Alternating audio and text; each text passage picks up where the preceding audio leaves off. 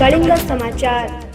राउरकेला उदित नगर स्थित employment exchange कार्यालय में 2 दिवसीय जिला स्तरीय नियुक्ति मेलार शुभारंभ मुख्य अतिथि राउरकेला अतिरिक्त जिलापाल तथा आरएमसी सीईओ डॉक्टर शुभंकर महापात्र अतिथि भाव में राउरकेला एम्प्लॉयमेंट एक्सचेंजर अधिकारी ज्योति प्रकाश सेठी, राउरकेला सरकारी आईटीआई प्रिंसिपाल प्रणव कुमार पट्टनायक, जिला सूचना संपर्क अधिकारी राउरकेला सीमा फतिमा एक्का दीप प्रज्वलन करी कार्यक्रमर शुभारंभ करथिले।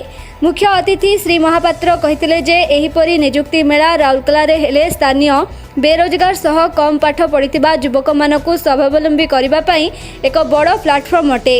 राउरकेला कर्म नियुक्ति अधिकारी ज्योति प्रकाश सेठी कहिथिले जे एही नियुक्ति मेला रे 38 टी नियुक्ति company, 15 T training partner, Odisha training partner सह विभिन्न राज्यरू आसिथिबा कंपनी द्वारा 60 टी स्टॉल बसिथिला।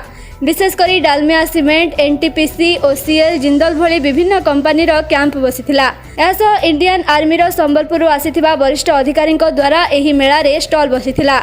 युवक मानकु इंडियन आर्मी विषय रे विशेष सूचना प्रदान करा जाउछि। श्रेणी 5 रु +3 पर्यंत बेरोजगार छात्र मानकु स्वावलंबी और रोजगारक्षम पई नियुक्ति अनुष्ठित होईछि। आज सुंदरगढ़ जिलार 9टी ब्लॉक रु विशेषकर राउरकेला, लहुणीपड़ा, हिमगिरी, लेफ्रीपड़ा, टांगरपाली, बालीशंकरा, कुत्रा, राजगांगपुर, सुंदरगढ़ सदर जिलार शताधिक युवक माने एही मेला रे जोग देथिले। आज कर्म नियुक्ति मेला रे युवक मानकर भिड़ देखिबाकु मिलिथिला। राउरकेला रु दिलीप शर्मा को रिपोर्ट, कलिंग समाचार।